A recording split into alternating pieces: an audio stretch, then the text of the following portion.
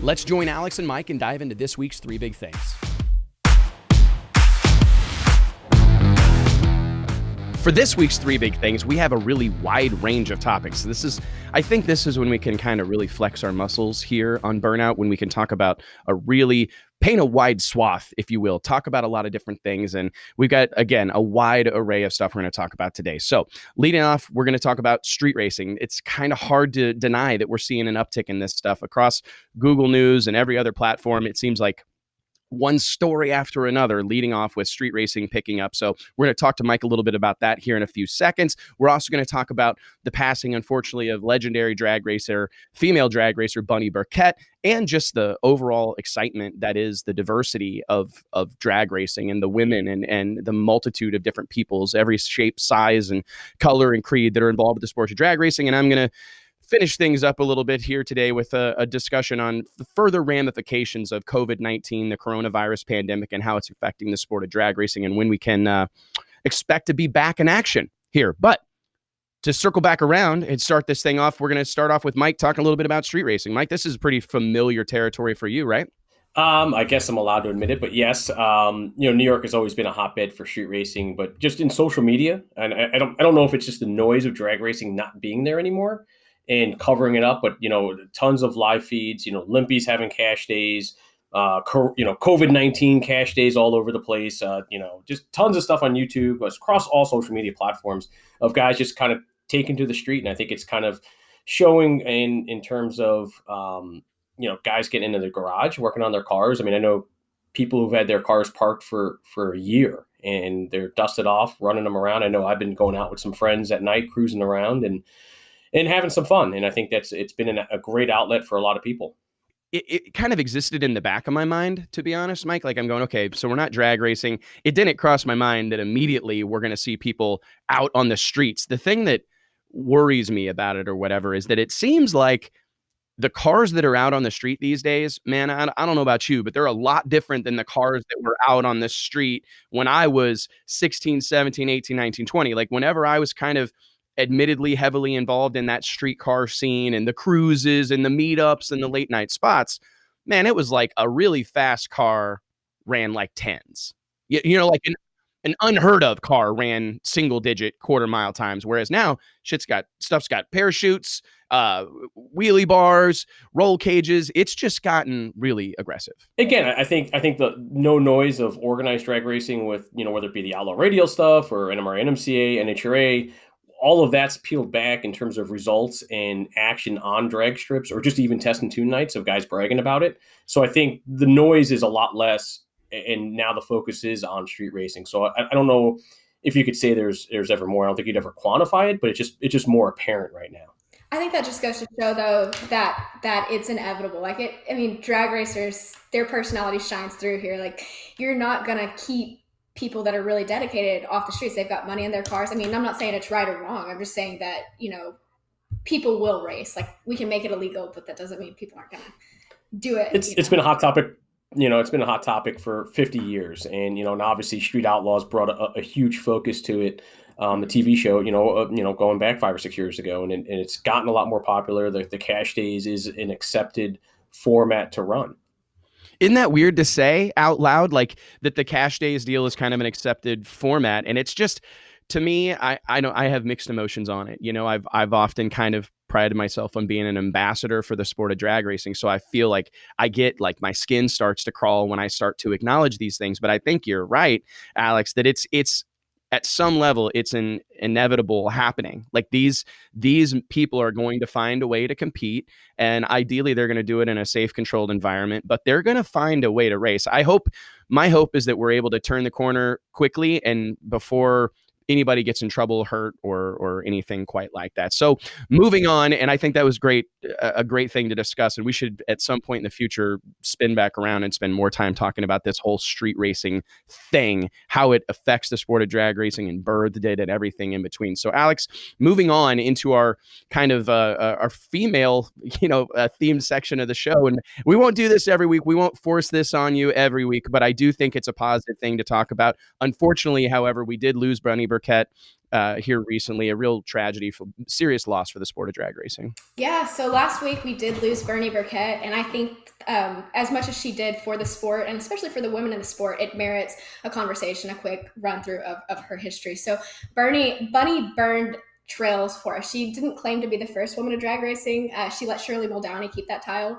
But she did say that she widened the path. It was a narrow path that was there, and she widened it and opened it for other women to step in and have those opportunities. And her personality, I didn't get to know her personally, but seeing her personality show through in interviews and articles, you can see how genuine she was about the sport and genuine with the fans. So it wasn't about setting records and claiming titles, she said in her later years. It was about connecting with people, which I think shows through too, even with people now, as you can see with the Women of Power issue that just came out in Drag Illustrated. So she blazed those paths for women that are in that issue now, and their personality shines through with that. And I think that's really cool to kind of see the transition of, you know, a few female then to so many that you could have to pick a select few to feature them now. So. Like, I got to meet her up in your neck of the woods. It's been a few years ago, and we'd been writing about her for years and years and years. And I got to meet her at Englishtown, Old Bridge Township Raceway Park. We may need to be quiet and cry for a few minutes, a moment of silence about a racetrack that we have lost. But I met Bunny there, and she was just still, even at a relatively advanced age, a showman, a showwoman. And that was what I think she was ahead of her time, even still today. Right. Like, she just embraced the showman aspect of drag racing that I think is sorely lacking right now. And that's why, in my opinion, without, you know, racing an NHRA Top Fuel or Funny Car or some super visible category, she still made a lasting impression, made a big mark on the sport of drag racing, because she did the big burnouts. She had the American flag. She wore the high heels. She did it so big. I think it's been fun just to watch just the history of our sport and the role women have played in it for so long, you know. And, you know, she came to prominence at a time where it was still unheard of for, you know, a strong woman to force her way into a man's world and be recognized for not only just, you know, her personality, but her driving talents. And I think she definitely shared a lot with the sport. Well, she left the sport better than she found it, and I hope that she knows that, and I hope those close to her know that. It's we've definitely lost a significant ambassador again for the sport of drag racing, someone who did a lot of good for us out there, preaching the gospel of straight line motorsports. And best wishes to everybody that close to her and all of her friends and family. Moving into our third and final topic, and this is gonna, and a little bit, to be honest, just being candid, a little bit more of a tragic situation or a bad situation.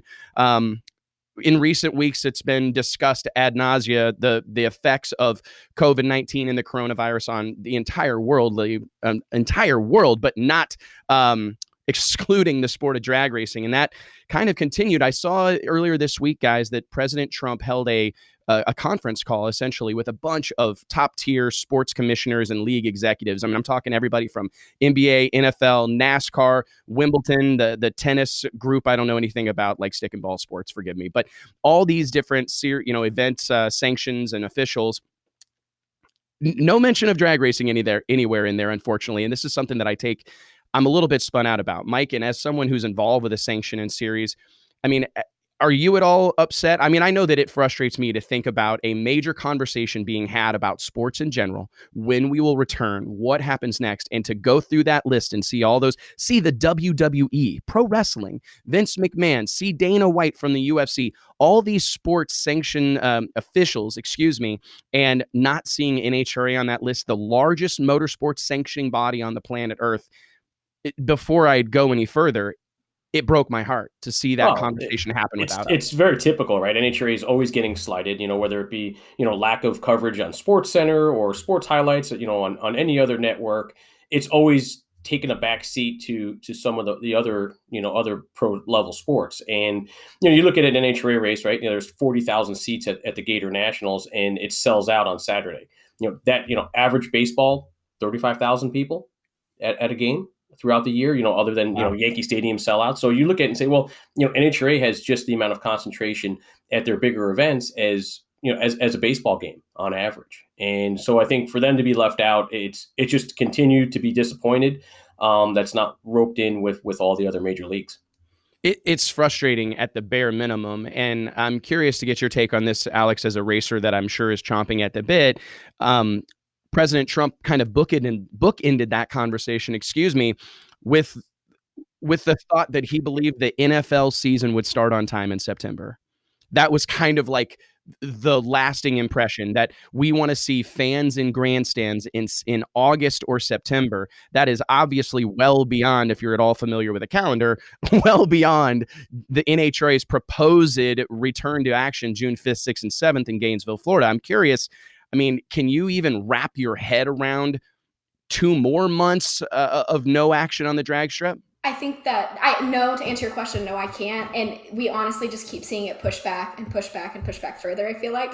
So I'm sure if those restrictions are put on for other sanctions, I'm sure it'll happen and eventually come back to us as well. The problem is that our season, that's usually around the time we get ready to start wrapping stuff up, I feel like. So, and then who knows if it'll happen then. So I hope that that's not the case, but I mean, obviously that's what it looks like. No, I have some inside sources and I don't want to out them, but I am hearing that there are real deal plans in place that drag racing may not start back up until the U.S. Nationals Labor Day weekend, which would be, I mean, I literally have chills even saying that out loud, but I know that there are contingency plans in place for a potential start as late as Labor Day weekend. And I my heart goes out to everyone that's been immediately affected by COVID-19, the coronavirus pandemic. But I think it's safe to say that this may be the first time in history that all of us have been affected. Everybody in the world has been affected by this pandemic in some way, shape, or form. And that's enough doom and gloom. Let's put a smile on our faces and dive into let's talk about something positive. Let's go into reaction time. And that's not a not positive thing, but we have to discuss it. That is the purpose of this show. That's what we're trying to do. Myself, Mike, Alex, that's what we're going to try to do every week, is discuss the topics here on Burnout that maybe not everybody's super comfortable talking about.